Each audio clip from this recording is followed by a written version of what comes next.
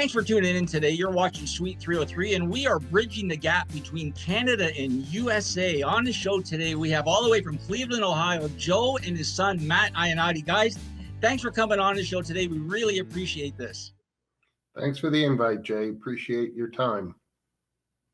Thanks, Matt. We're really excited. You guys are looking good today. So again, all the way from Cleveland, Ohio, what we're going to do today, we're going to share a very personal and inspirational story of a family overcoming obstacles together.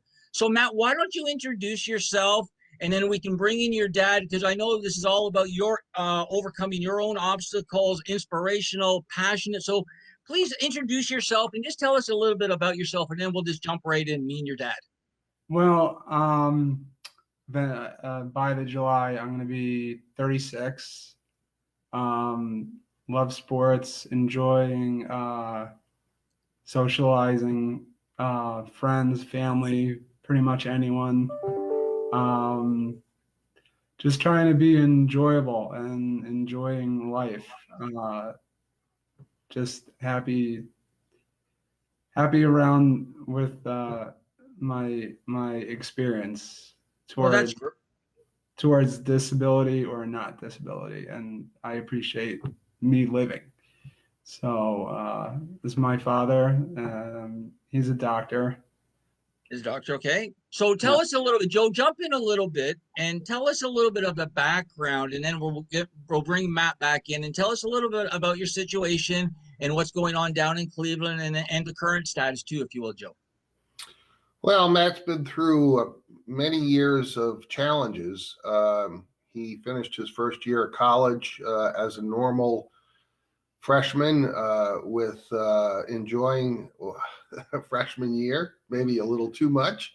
But he had a diagnosis of a brain tumor around his 18th birthday. And he's been through a tremendous amount. So it's been, I guess, an 18-year saga of many surgeries and many hospitalizations and many challenges, all of which he has done an amazing job of keeping his spirits high and his desire to live and enjoy his life as best as he can. Thank you. That's very unique. So you had it when you're 18, and now you said you're 36. So wow, like, isn't that serendipity a little bit? So you had it, 18 and 18. So tell us, if you can take us back a little bit to leading up to that, maybe. Like, did you feel anything, Matt? Was there it's very important, I think, and I really thank you for sharing this, because I know there's a lot of viewers who, whose family members are going through this situation, or maybe will go through this situation. So if you can share a little bit about the actual timing, if you will, if that's all right. And Joe, you can feel free to jump in too, obviously. Sure. So my is about the size of my fist. Was right. Yeah. So like he said, I was 18 years old. I've never had a headache, and back when I noticed my left arm or hand, it was tremoring, not significantly, but it was like this. But I noticed it was tremoring. I was 18 years old, and if my hand is shaking, I never thought of anything. Oh, I must have a brain tumor with my left arm and shaking. Never. Wow. For 18 years old, most people, I don't think anyone think of my situation.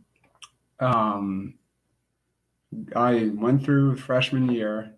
I don't know how I graduated, but I happened to see my father.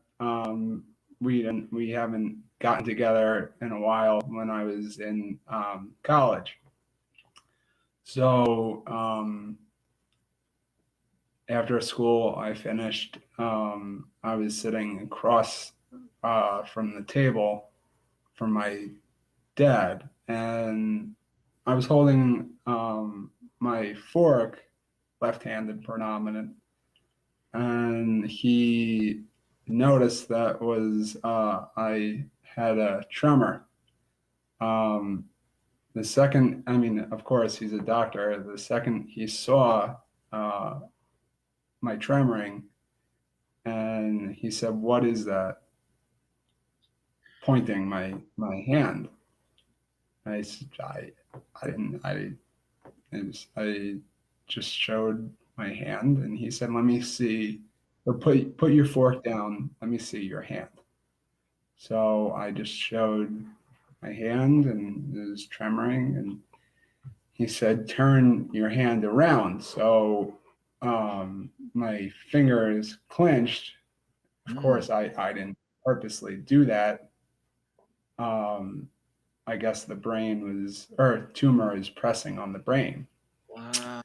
So having breakfast, he first immediately he said, "You need to get an MRI and brain and spine." Now, Joe, So can I jump in just for a second quickly, Matt? I just wonder, now, was there any other things that you noticed besides your hand at that time, or was just your hand tremoring? Like, was there any other symptoms in yourself that you might have said, "Oh, maybe that too," or no? no, No? I Okay. like I said, 18 years old, you never think with that. Um, I would say for me, I never expect. I thought to myself that something never is going to be have bad things in life, and you'd be untouchable, and nothing could happen. And my guess is probably most people would think that. Um, I mean, you never appreciate something that goes on certain in life with illnesses or anything. There's for me, I when I went through the high school to college, I thought I was untouchable. I never expected towards what happened. So, Joe, when you were mentioning that to Matt, obviously, I assume, and I'm going to tell people, Joe Iannotti, he is the chief of staff at Cleveland Clinic in the Florida region. So, thank you so much, Joe, for sharing that. Now, did this lead back to your expertise, like your knowledge in the medical field right away when you told Matt about maybe move your, because I wouldn't even know, like to move your hand? Is that sort of like a doctor speaking a little bit? Yeah, sure. I mean, the fact that I understood that the hand problem was linked to his nervous system. It wasn't a hand problem. And obviously, that type of motion typically is related to your brain. Um, so, again, I didn't know what it was. All I knew it was serious. And the fact that it was ongoing for several months, if not a year, and getting worse from what he said, I knew it had to be something serious, and knew that he needed an MRI, which we arranged for pretty quickly. So why don't we do this? Why don't we hold that thought, and then we'll take it because we just got to take a quick commercial break, and then we'll come back and we'll pick it up where you said had an MRI, and then we can just continue the conversation if that's okay. So stay tuned, and we'll be right back. You're watching Suite 303.